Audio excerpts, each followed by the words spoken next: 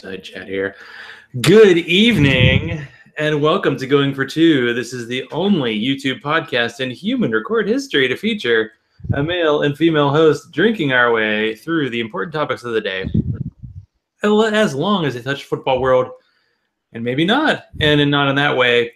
I am still Zach Razorlaw, and this is no longer Sports by Sharona. Well, no. Tonight we'll talk. Well, we'll talk. We Let's need to talk, do Zach. this.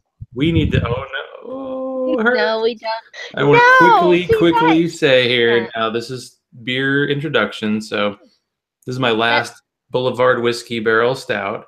I thought that said Available Heisman in Stout. stores around the nation. I don't know if it's a short-term thing. And then of course the beer I bought the entire latest supply of, the Backwoods Bastard, which is a bourbon barrel aged Scottish ale, and yeah, quite tasty. I had a really annoying drive home, and now I'm ready to drink and talk. And what do you got? You got their milk stout? This is a nitro milk stout, and I'm a big fan of stouts. And Dragon's Milk is a milk stout, right? It's a bourbon barrel stout, so it doesn't. Bourbon The milk stout's just a little creamier, like that Tough Kitty I have. It's good. It's a little lighter. It's not like these are big boomers. It's okay. I prefer coffee stouts. Well, but anyway, yes, this is. I got some birthday beer, and this is part of it, and or otherwise, I wouldn't be. I wasn't actually going to have a beer tonight, but then Zach and I are going to have this talk, and yeah, I did change my Twitter handle, but yeah, it's okay. So I thought I would have a beer with Zach tonight. You can see Iggy's little.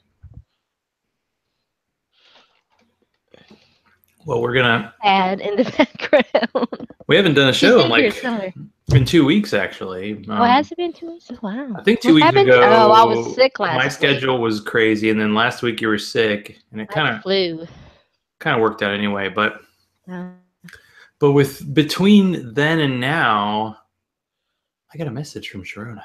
Oh, a message in the dark. But let's frame it this way. So we're gonna do over it or not, because we've done over it or not in like a month.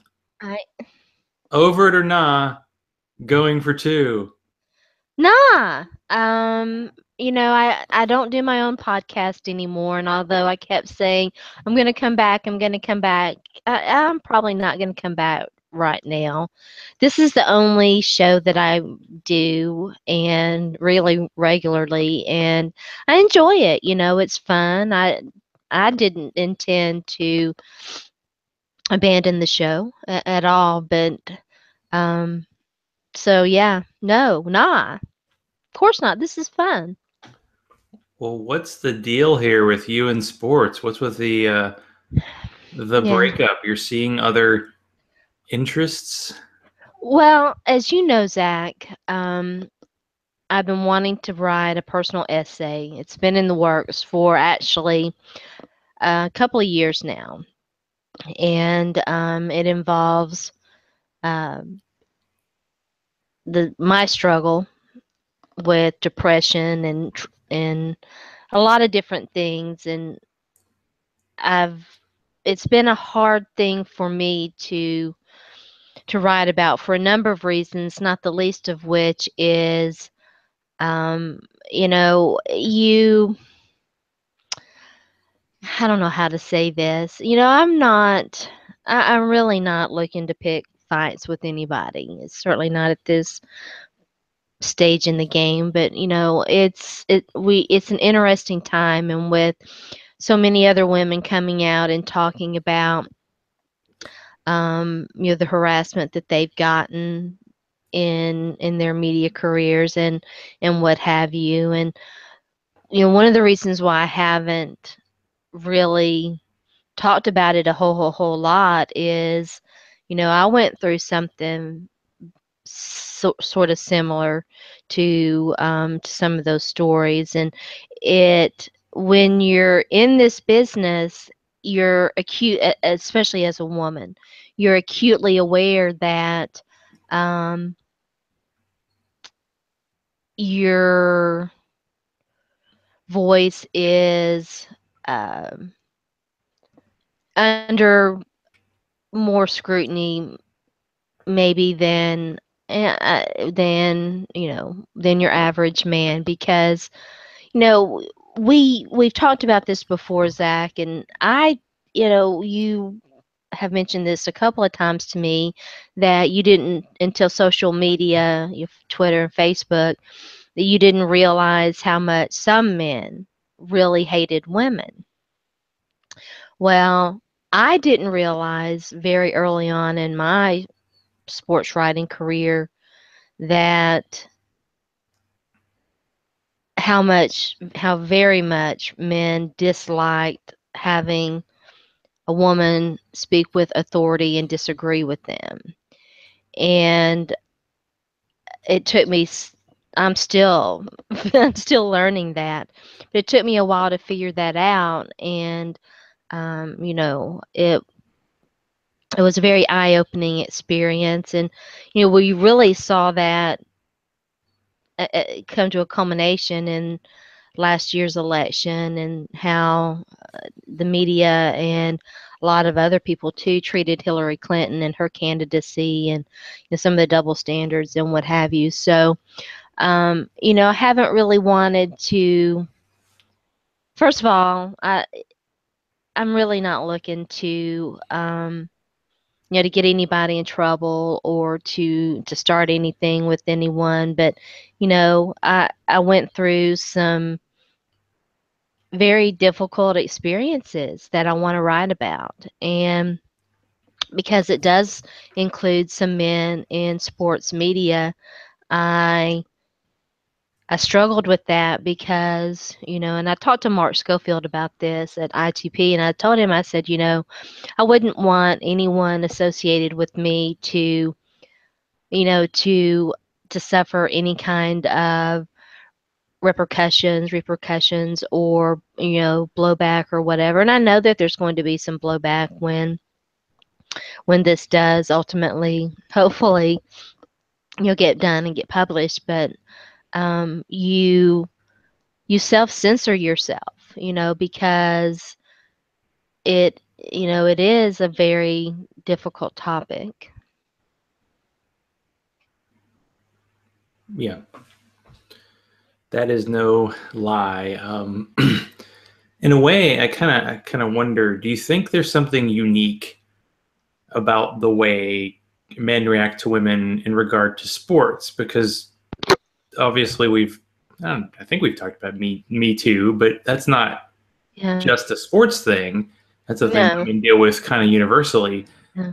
But is it because, I mean, it's almost like the way people get so violent about the protest, like, Yeah. don't mess with my sacred sports space, Yeah. but you're messing with it by doing what a lot of male people, but male sports writers do. You cover the sport and you talk about it because you know what the hell you're talking about.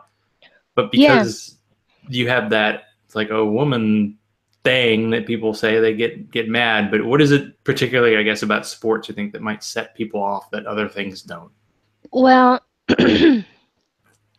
first of all, it was such a space that was occupied, in terms of, and what I wanted to do was be an analyst, cute little kid, Sorry. cute I little kid. know. I never leave the door open, but tonight, Oh, Soy just wants to say hi. hi, He doesn't really want sweetheart. to say hi because he doesn't like to hang out. He doesn't really like other people, but he likes me. Yeah, I don't know that I have an answer to that, because, see, it was so weird for me. I came from, when I first started doing,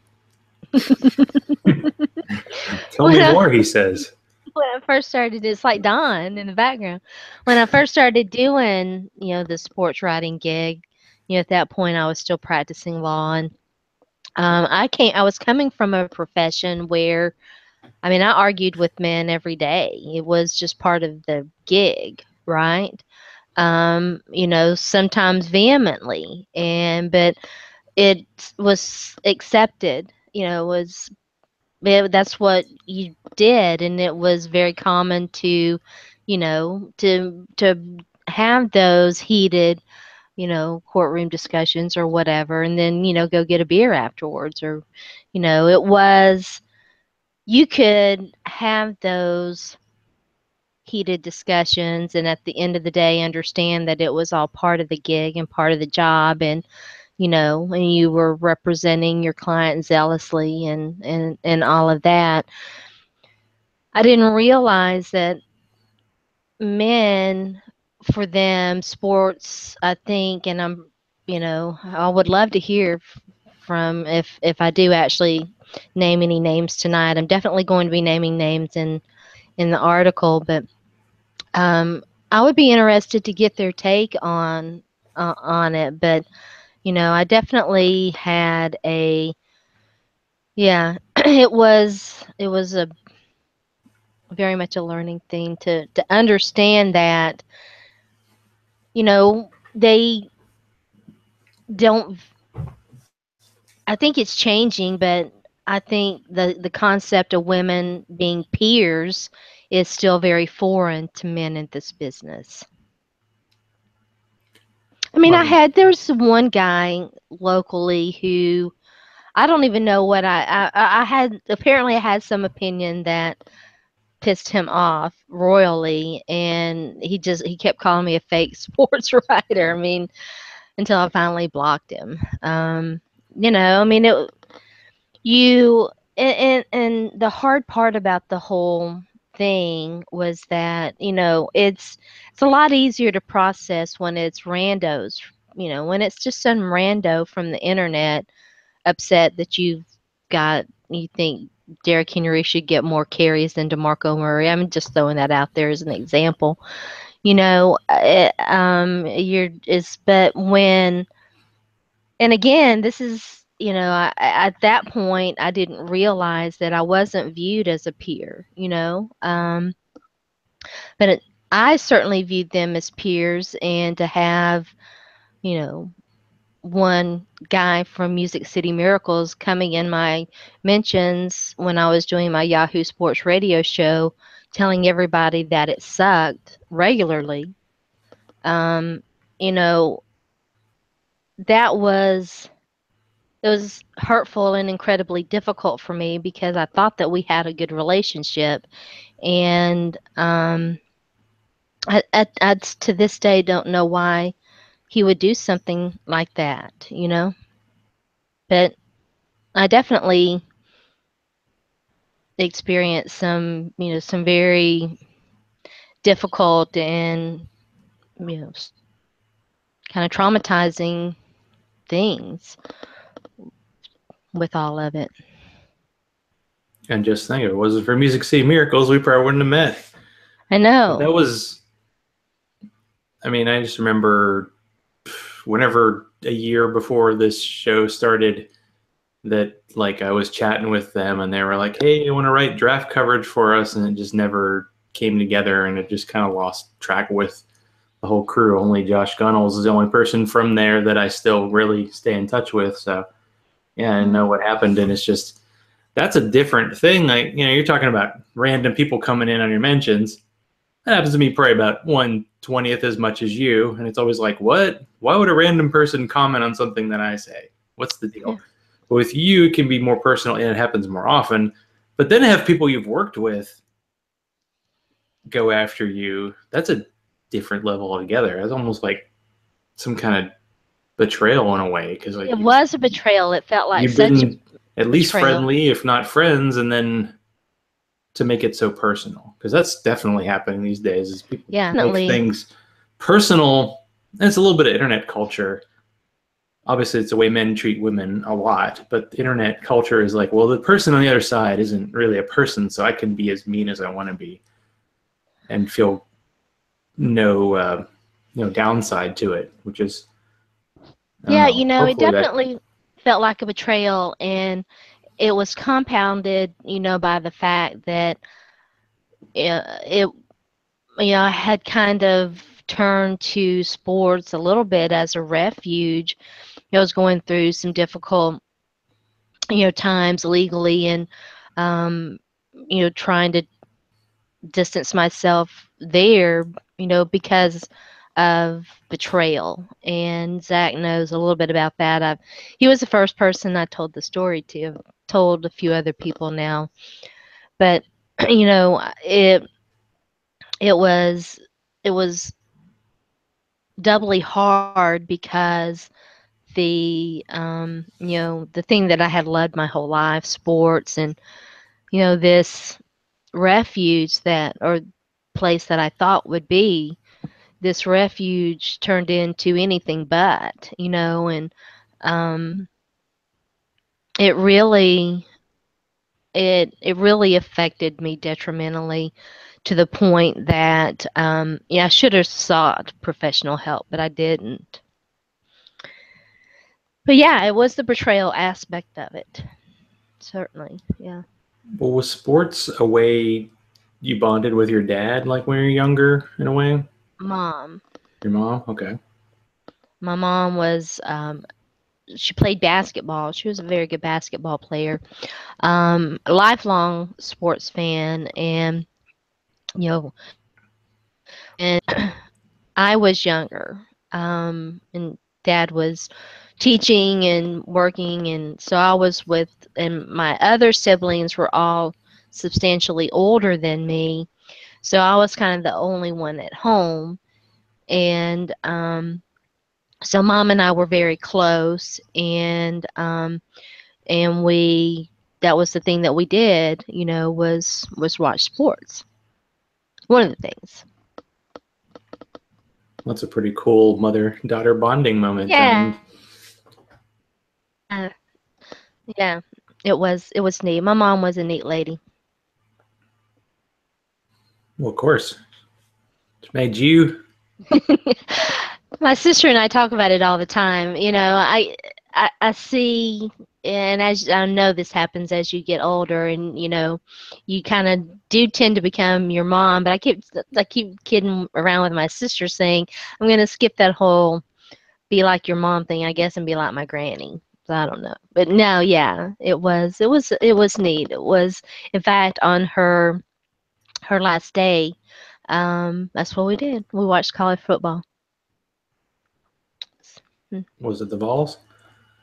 Well, I mean, we watched it all day. Oh, It okay. was it Oh, was a Saturday, and so it was a day of football. I don't remember if the Vols were playing. This was No, I think they were probably off that weekend because it was the week before the third weekend. Maybe not. It was not the third weekend in October. That was the third Saturday in October was coming up. how long ago was that? Oh wow, when did mom pass away? Mom passed away in 2002. Damn, she must have been pretty young. She was 62, so she was relatively young. Yeah, it's She one had thing. she had cancer. Well, I'm sorry that happened. Well, It thank you. sucks. It does. That was another very difficult time in my life. Yeah. Yes, that's going to be part of what I'll be writing about. Yes.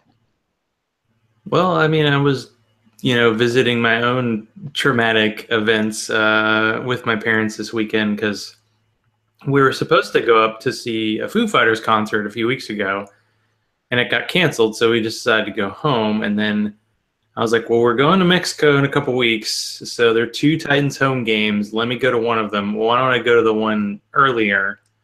So I'm not out of town the weekend before I'm going out of the country. So I decided to drive up, and I brought along this folder for my mom to look at. Oh yeah? And this folder contains all of like my medical records from when I was in the hospital in 2001, including the notebook that people wrote in while I was in a medically induced coma. So it was a little bit of an emotional weekend because, you got to kind of talk about stuff that happened 16 years ago. And I have memories that I don't really have because I wasn't really around or awake during that time. So, other people and my parents had to fill it in. And since I'm writing about this, hopefully this is going to be in the Atlanta Journal-Constitution sometime in the next few months. Yeah, I was gonna Um, ask if you had let people know that. I think that's so awesome. I'm so proud of you, Zach. well, it's really weird because sometimes I feel like I've talked about this too much, and then other times I'm like, well, I'm kind of reluctant to talk about this because it's a really weird story I have. But I mean, maybe it's because I do another show and I talked about it on that. But we did this storytelling class, and the story I tell is about my mom and I wanting to do something normal, and then she turned on the TV, and then a plane flew into a building because it was 9/11, and that was right a week after I came out of this coma. So because I took the class, the woman who runs the class knows the woman who's the editor for the AJC kind of long form. They do a long form story like every Sunday, and I guess she decided it was worthy. So we met and we talked about it, and I've actually written a couple of drafts, and I'm letting Allison review it for me, and we'll see how it goes. Because when you spend 3 weeks in a medically induced coma and then that 2 months going in and out of the hospital, 3,500 words is not too much of a challenge. Yeah. It's a challenge to narrow it down. It's also a challenge to, I don't know, get some of the facts straight and some of Yeah, the details about what happened. totally get that. But it's, I don't know, when things happen in your past that are traumatic and you have some post traumatic stress about it, Yeah. because you have to, you wonder what the normal amount of that is. And now it's become this thing. So we'll see what happens. It's definitely changed my relationship with my parents. So I found it interesting because you talked about, like, watching sports with your mom when we were growing up. I wasn't. I was a late bloomer with beer. I was a late bloomer. I didn't really get into beer till I was like in my 20s. And I was a late sports bloomer. Like, I didn't really like sports. I picked the Miami Dolphins because I liked their colors, because I grew up in Pittsburgh in the 70s when it was their time.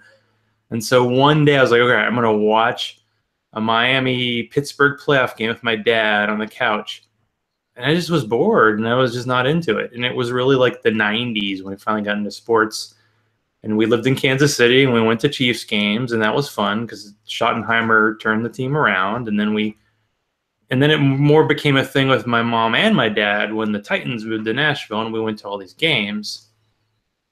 And as we've talked before, I've kind of gotten to the point where I'm like, I could take it or leave it going to a professional sports game, but I knew it was the one chance I was going to have to hang out with my parents for, during the weekend. So that's why I did it. And my dad got a ticket and we ended up sitting together because even though the team's better, there's still seats available around them because they had a third seat and they sold it to a friend of theirs. But, we get to watch the game, and it's such a different experience going to a professional game versus that soccer game that I went to where the crowd is like inventing their own cheers and you're standing up the whole game and you're really into it.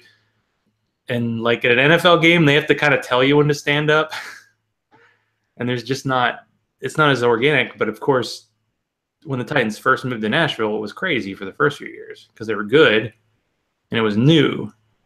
And now it's kind of like, is this team good? We still can't tell. We're not sure about that.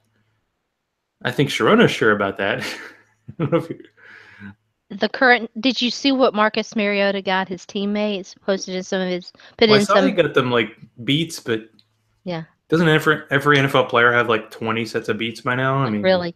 It said, I mean, it's good. You do that as a quarterback because you know you're going to start making a ton of money compared to those guys. So yes, do that. well, he's still making decent money anyway, Yeah, but he's all yeah. right. He's not going broke. It said this is our time now or something. I think that's pretty accurate, which I guess has to do with the little family reunion this past weekend with, I'm not even sure. I know Keith Bullock was there. I'm not sure who all the other players. Oh, Vince Young was there. Yeah, I don't know if I saw him because that was, yeah, they've kind of changed things. Like it used to be, because my parents sit in like the end zone where the Titans come out. And it used to be this big inflatable Titan helmet. And now they have the crossed Titans things. and they have the big flames that come out, and I'm like, it would be really cool if we did a live fantasy draft and we got to run through a thing with the flames. That might be a bit of a, you couldn't do it in my backyard. I'll just say that. We burned down the neighborhood, but that'd be kind of fun. But yeah, they did that. I mean, talk about an emotional opening. Steve McNair's 2 sons came out. Aww. And one of his sons did like a somersault coming in. And they did because the thing now is like you get the sword and you do it in the midfield thing that they started doing, I don't know, a couple years ago. It's the new tradition that it might have been last year. Because every game they designate a person to basically stab the midfield with a sword. I was trying to think. Steve had 2 kids with Michelle, I think was her name, the wife he was married to at the time he was murdered. But he had another son. I guess the other son wasn't there. I only saw 2, and I know that there was a son that was like being recruited by like Auburn. I'm like, I think those kids look like they might have been high school age, but it was hard to tell. But yeah, no, it was like the alumni game. His older son would be. It wasn't just the alumni game; it was the alumni, of course. Cheerleaders came in, and T-Rack actually was in our section because the guy wears the Elvis costume. Like they gave him a TV. It's so funny. So they have this thing now at Titans games where they do this randomizer and they do different dance styles and they have the camera pan between people and whoever dances the best wins. Well, this time they basically picked Elvis, and T-Rack was in an Elvis costume, so we should have known. And this guy's been wearing basically the Party City $5 Elvis wig and glasses, and he just kind of did this little, white guy dance thing. And they gave him a damn TV, but he's been dressing like that for 20 years, so, But there was no competition, My mom was like ready, like, okay, they're going to show us we can dance. We're going to win a TV. I'm like, you have a TV. It's nice, You don't need another one, but it's, it's a thing. Everybody wants to win something. But we've switched. I feel like we've switched roles a lot. I mean, since, unfortunately, we haven't like numbered this show, so we don't know, like, are we on episode 250 or 180? I had no idea. But from the beginning of the show, it was like I was the hater and you were always defending, and then it's switched. But earlier this year, I feel like I was saying bad things about Titans players and you were defending them. But it depends on the player, right? And now it seems like I'm on the positive side of the Titans and you're on the hater side. And who have I hated on lately? It's a great question. Maybe the coaches or Corey Davis. Poor Corey and his hamstring. Leave his hamstring alone. His whole 2 catches for 28 yards. Championship. He did make one really good catch, but then they threw a screen. He wasn't really targeted. It was a very strange game because I mentioned this. I've probably said it to you. I've said it to a lot of people. I'm like, I don't know a single player in the Titans offense who's playing better this year than last year. Like, I don't think they had. So that's kind of weird. And their offense has this potential to blow up. Like, they've had 3 second halves where they've scored like 24 points or more. And in this game against Baltimore, they either went 3 and out, totally sucked, or they scored. I mean, they did, they were Mr. Field Goal 2 weeks ago, but they scored 3 touchdowns and a field goal, and it was enough. And when Baltimore got within 3, Mariota drove them down the field. They even did the little Fasano play for the touchdown where Decker was smart enough to realize that his main guy was covered and just went across the field. No one covered him. He was open for the touchdown. And so they put him away. But then again, you were like, well, Baltimore's not that good. But then again, I don't know if anybody's that good. As Sharona mentioned in her very good ITP article about head coaching in the NFL and whether that might be the reason the NFL is not so good this year. It might be that whole, like the CBA, like players aren't allowed to practice that much. I think so it's offensive lines aren't able to gel. Yeah, I mean, I think it's multifactorial. I just felt like maybe we should look at the coaching a little bit, and I was particularly curious to see how Mike McCarthy and the Packers would do. And by the way, I just saw that they released Martellus Bennett, which was interesting. Oh, that seems teams have to make these on the fly decisions. And clearly, Aaron Rodgers, you like talk about like teams and what their offense is. Well, Green Bay's basically the Aaron Rodgers offense. And they Yes. said on the Ringer podcast, which I don't always like, but get an insider guy like Michael Lombardi. It's kind of cool to hear that point of view.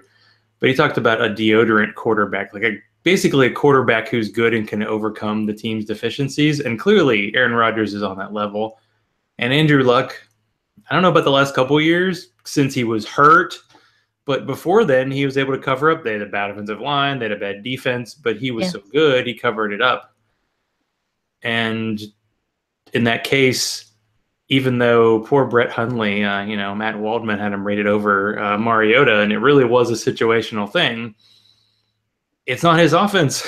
It's one guy's offense. And it's really hard to come in after that. And Green Bay's kind of like, yeah, the season isn't working out. And I don't know, was Martellus Bennett hurt before the season? You can play conspiracy theory and go, hey, he's one of those guys who was protesting too.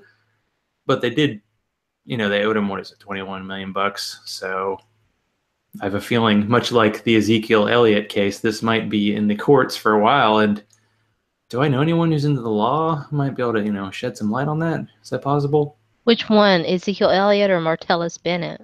Well, we'll do Martellus now. The Zeke thing, yeah, that's ongoing. Hopefully, they almost need to let's just work this out there in the off season because it's ridiculous.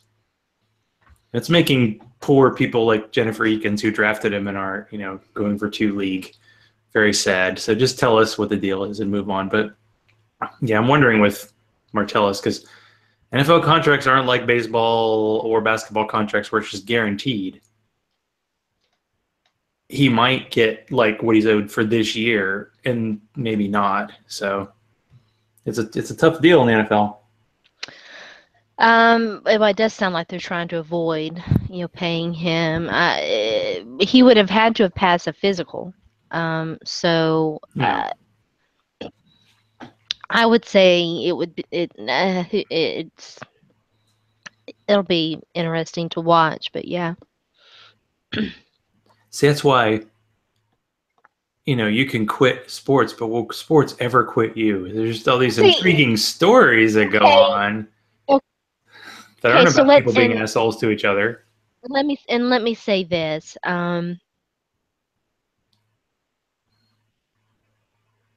This decision, and he was very, and Dana O'Gorman and Our Turf, they were both very supportive, and I feel like it would probably be fine. I just don't want that. I don't know. We'll see. But it's not like I'm going to drop off the face of the earth. It's just that I'm going to be writing about non-sport stuff for a little bit, and I'll still be around social media. I'm not on Twitter as much as I was, which is good. Yeah.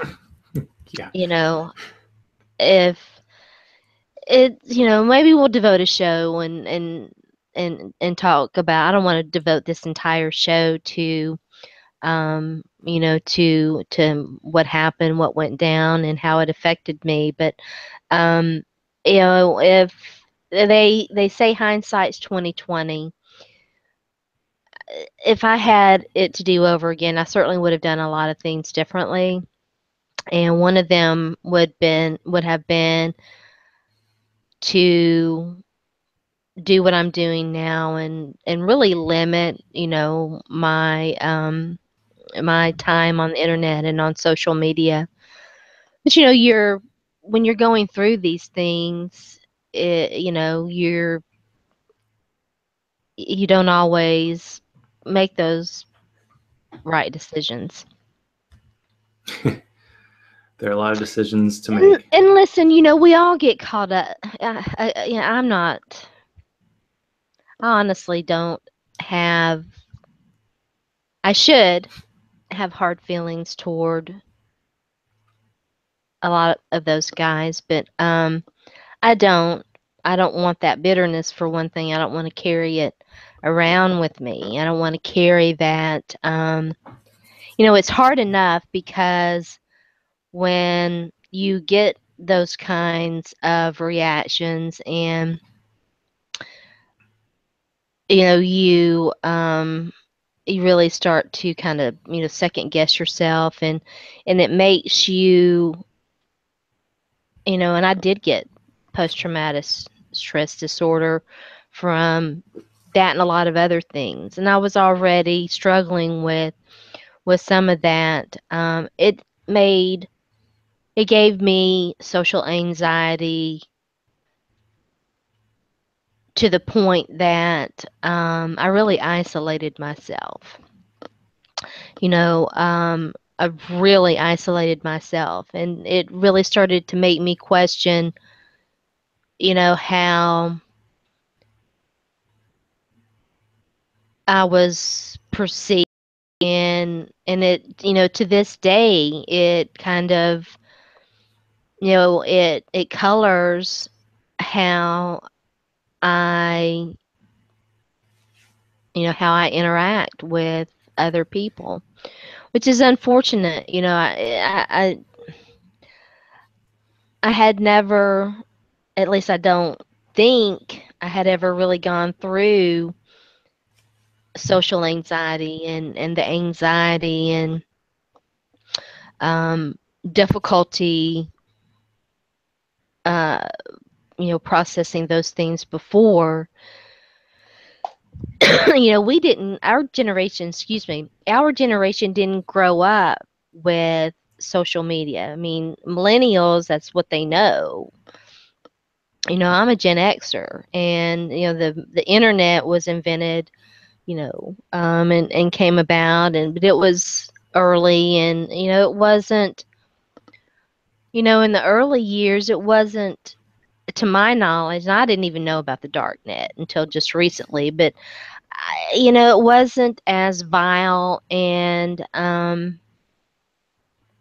it wasn't like it is now, and you really see.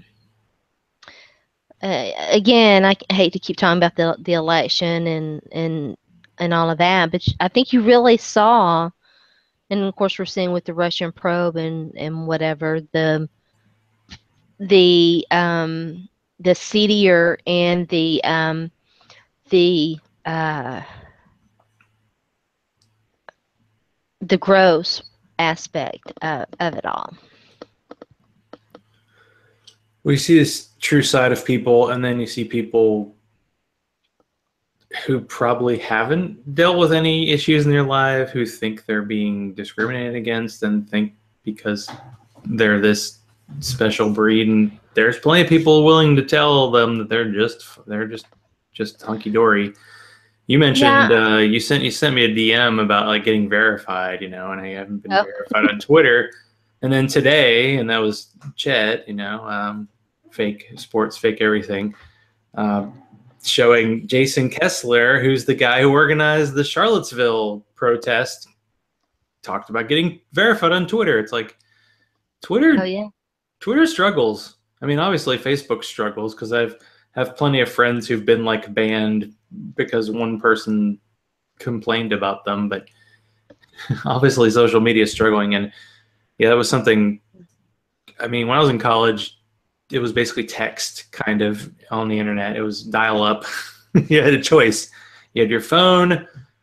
Oh yeah, by the way, your phone wasn't a thing in your pocket. It was attached to a landline. In my day, that you either had that or your internet, which was really, really slow, but it was a thing. But yeah, social media isn't quite a thing. It's a thing. It's brought good things. You mentioned the sports thing, and then a few people posted on Twitter, that they were like kind of sad to hear about stuff. And it just showed that there's some people out there who care, and you got to go, well, that's good. But that's what I wanted. The negative is out there as well, so that's something you got to consider. That's one thing that I want to say, and I've been called this before, and it's probably true. I think that I am a little bit naive and far too optimistic about people. Because I I really want to believe that people are basically good and they want to do the right things and they want to be better and they want to do better, which is what sort of led me. When I started talking about sports and writing about sports, I didn't intend to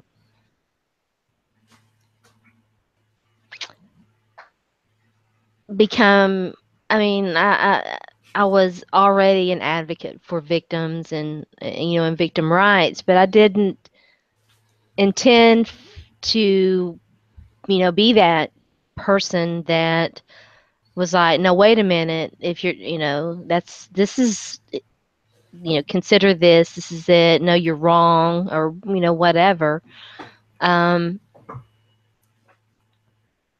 One of the reasons why I want to write this is because I'm not looking for is or anything. I genuinely wonder if people understand the consequences of those kinds of responses to women who simply just want to express their opinions.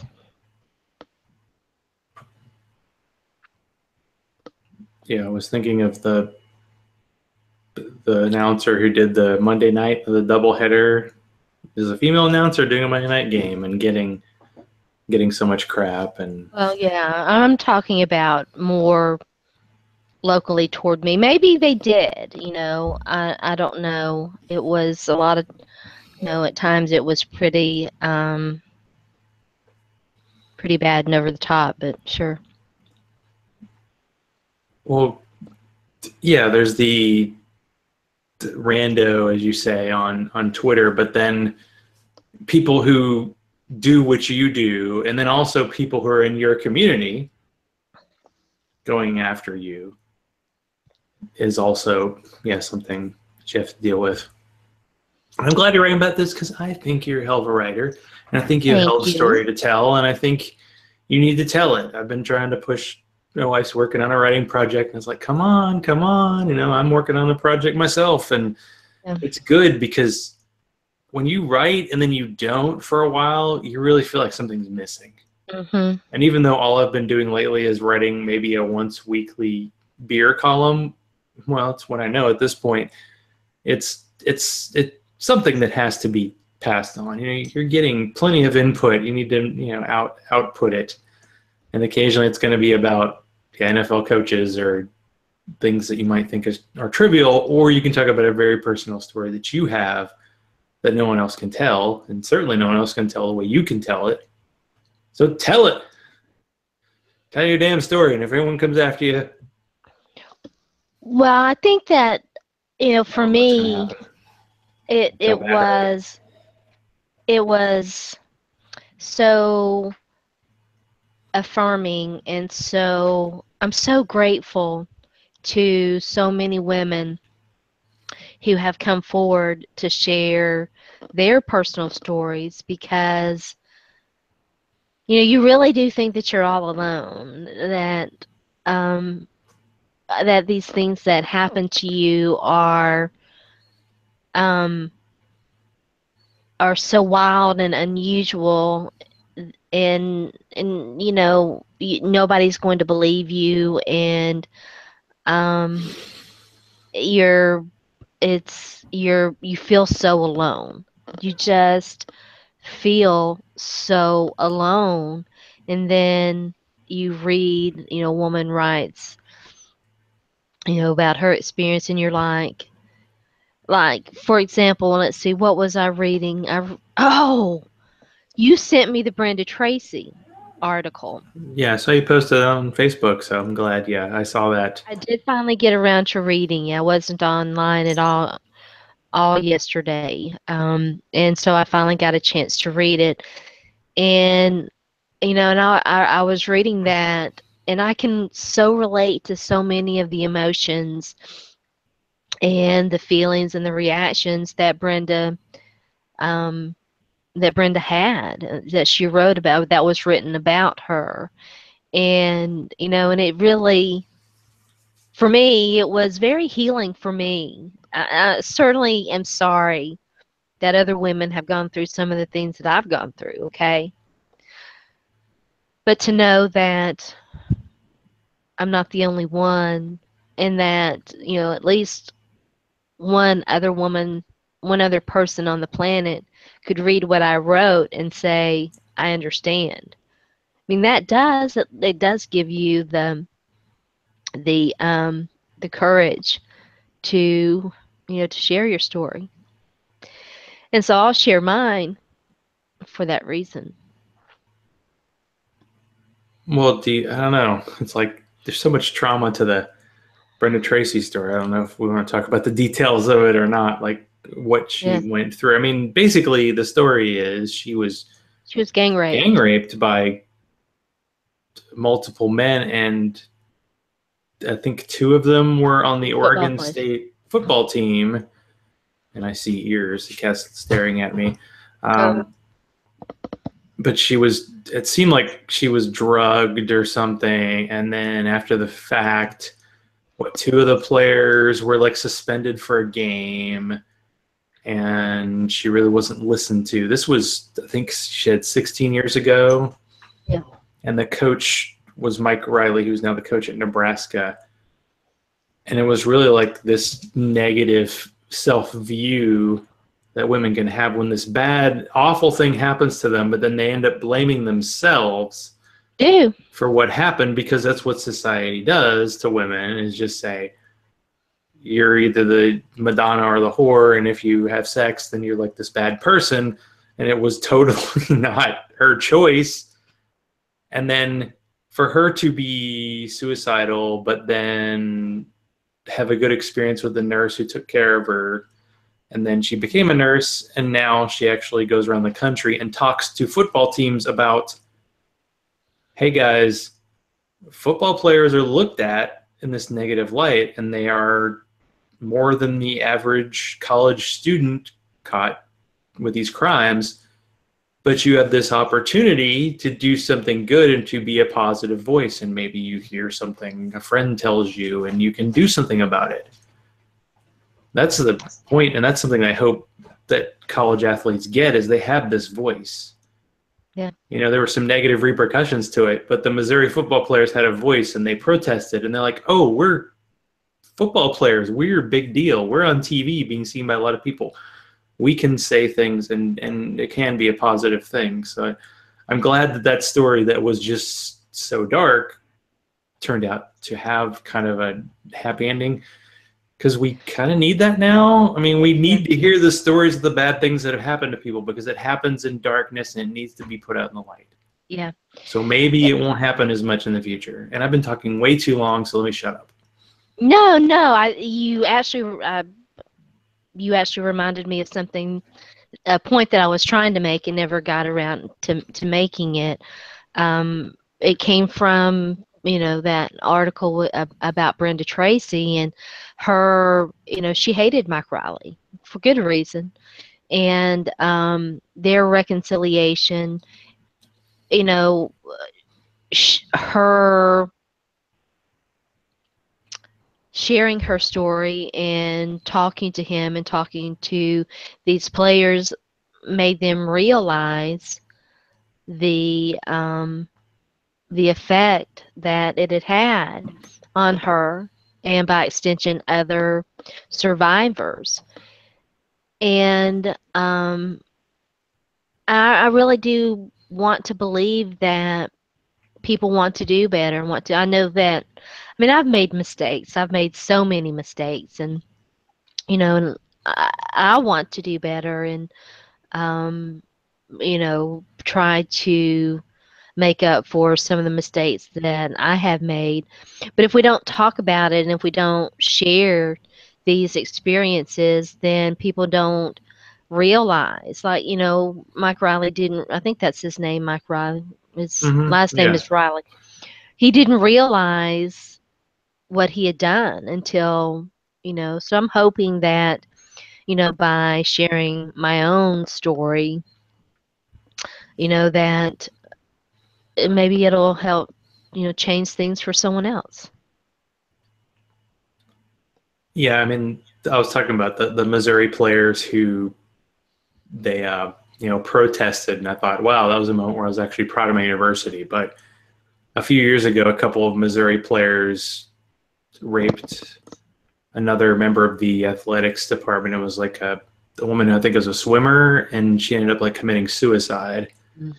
And I feel like not much came of that. Like players weren't suspended, and it didn't change things. And that's the kind of thing that happens at probably every college. Yeah.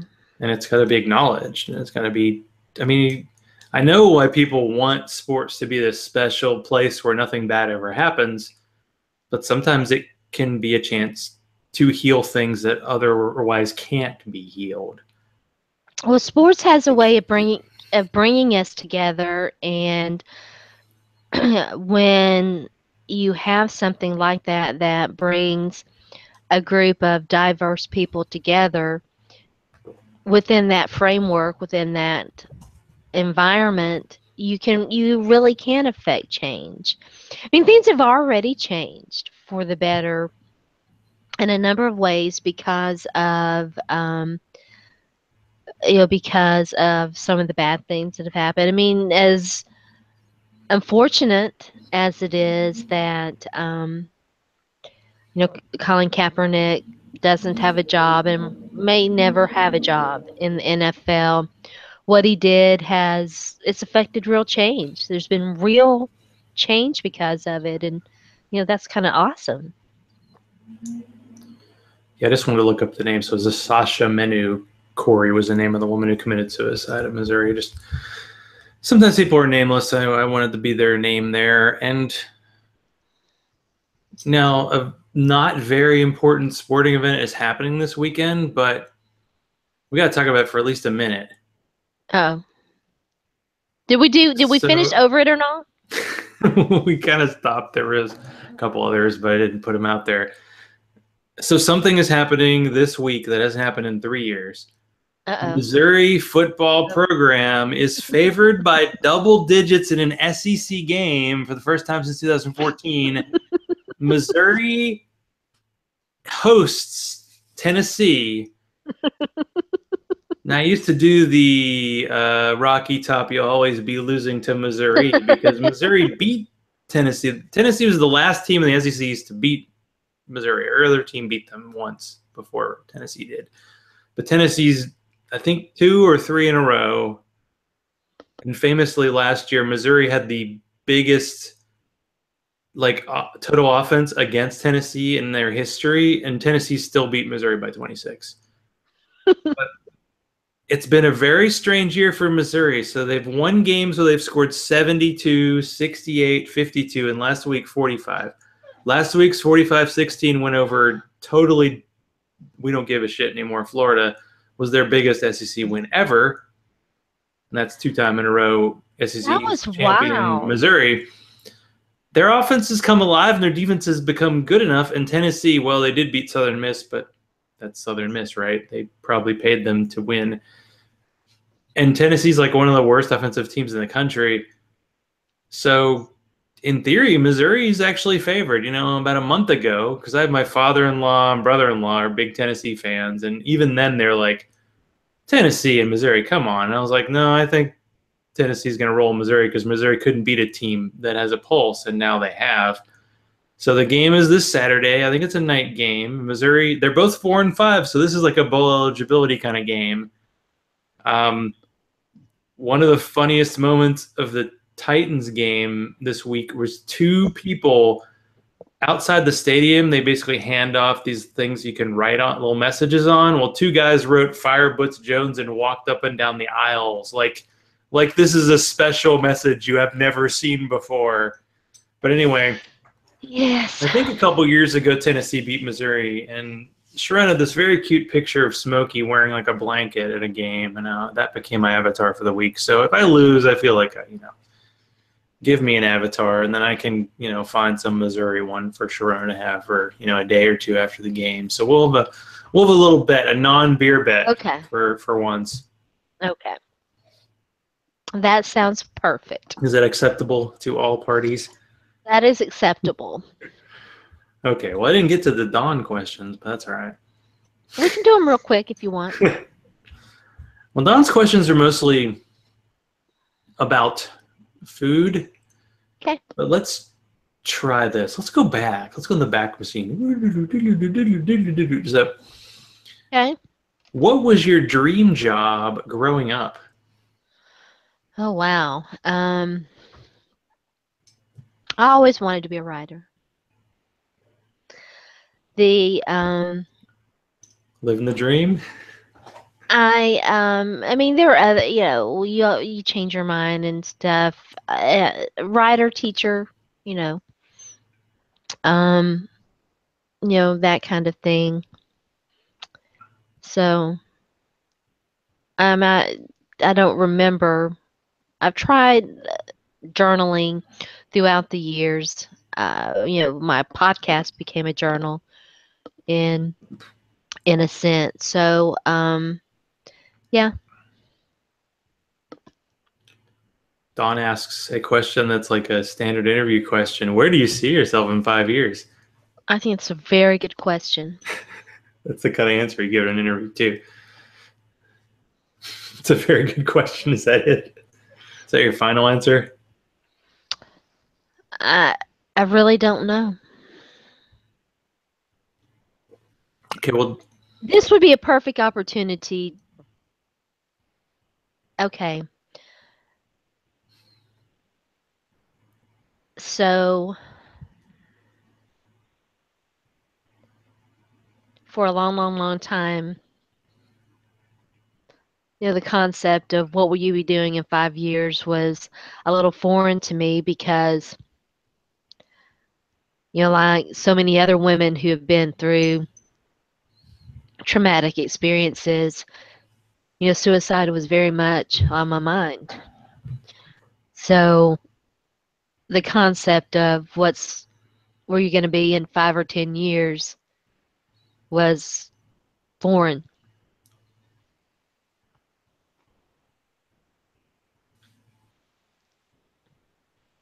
well, can you say talking to me about sports at least? So, I mean, hopefully writing and living. Well, Dawn had some questions about food, and I feel like they're kind of repetitive. So I just wanted to, so if you wanted to have what some people call like a cheat meal, what are you going for? Is there a certain type of food and you're like, this is Wow. what I want? Comfort food, maybe, with the hand Yeah. gestures. Hey, everybody, look at my hand. I can use my hands. Whoa. Well, pizza's always a good comfort food, right? And it's easy, you can either make it or Big order green it egg pizza. Got to get you down for that. That'd be awesome. or whatever. Casseroles, from this, I'm a country girl at heart, southern girl at heart.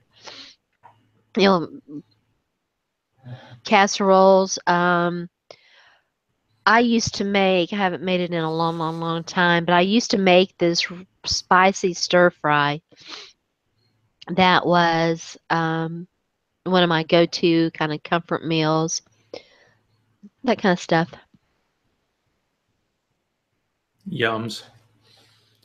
Yeah, I've brought pizza over to Don's house 2 or 3 times now, and just become a big fan. So that's kind of a requirement now. If I go to Don's, I got to bring him pizza. So it's all good. Now, when you said, you were done with sports, it made me think, is this the end of Going for Two? We've been doing Going for Two for like 3 years. Good while. And some weeks I'm like, there's so many people talking about sports. Give me a break. Do we really need to do this? But the main reason why I do this show is so I get to talk to you every week. And sports, social justice, real life, it all comes up. And it's good. And I like that. And I'm glad that we can continue to do this when we're both available during the week. And we can do it again next week. And maybe we'll have a guest next week. We shall see. I'll be out in 2 weeks. But Yeah, we've already gone past an hour and 5 minutes, of course, because it's easy. We got started a little late. We sure did. Yeah. Well, gosh, the usual thing I say at this point is, "Hey, tell everybody where to find you." But it looks like it's Twitter now, and then you'll be. Well, I still have one more article that I'm But you working on. adjusted your Twitter, right? Right. I did, and that was something. Excuse me, beer makes me belch. That was something that I've been thinking about too, adjusting my Twitter handle to something more broad and non-sports specific, because there are non-sports stories that I want to write about. And so broadening your horizons is always a good thing. And when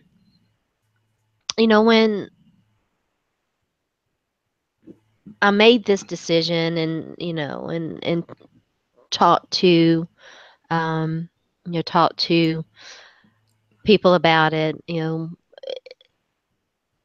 everyone was incredibly supportive, and I'm thankful and grateful for that. But it also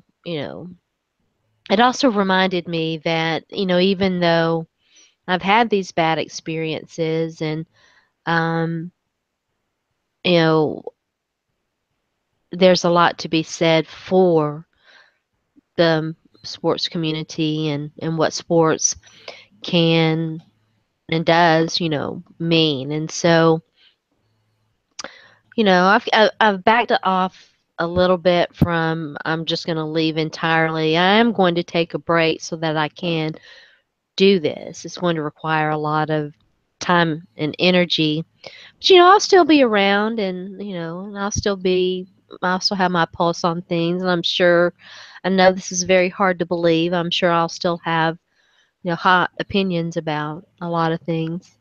Not the Nah. least of which we didn't get to tonight, but is the waging battle between Roger Goodell and Jerry Jones. Oh my gosh, it's like soap opera level at this point. Those two were best buddies, made Jerry Jones a made man in the Hall of Fame for being Jerry Jones. And yeah. Oh, you suspend my guy? Here goes your $33 million salary, buddy.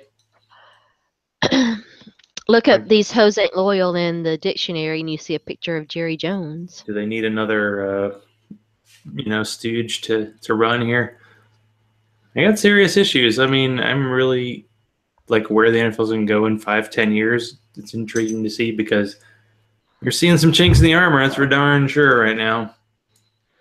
Yeah, I do wonder where the sport will be in 5 years. That's a far better question than where I'll be, I think. But yeah, very curious to see the answer to that.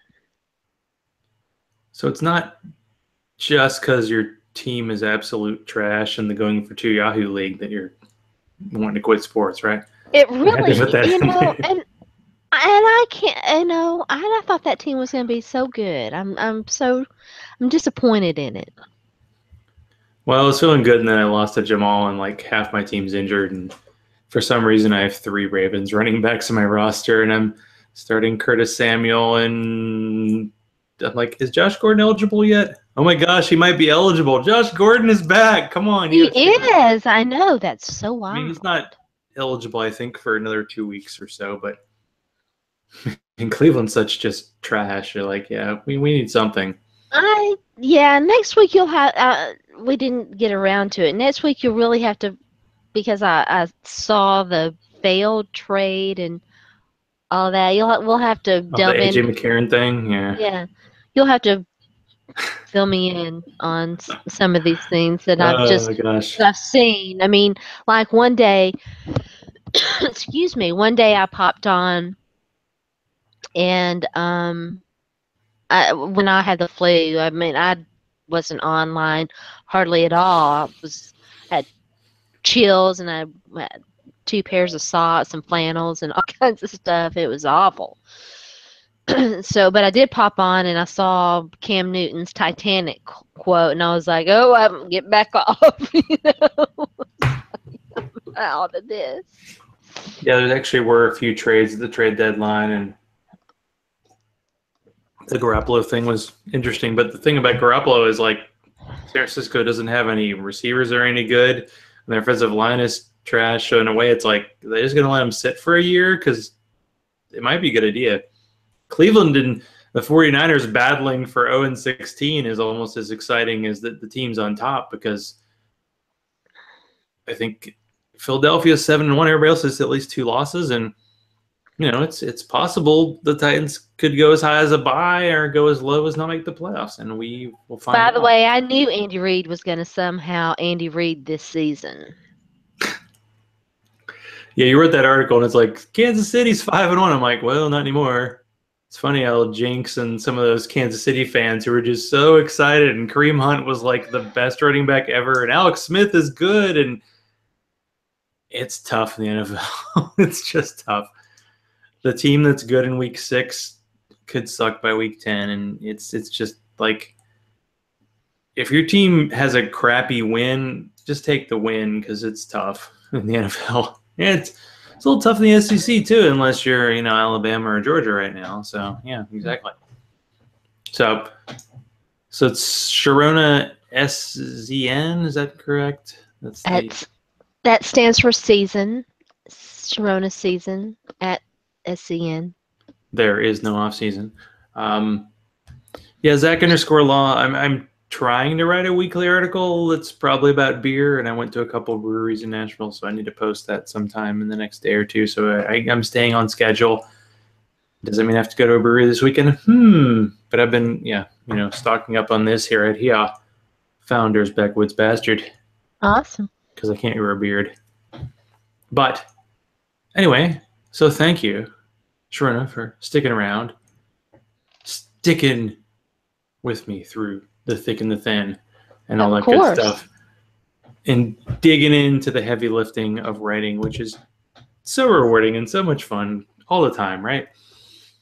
And thank you again, Dawn, for sending some questions, and to all the well-wishers, and of course, good night and kiss my grits.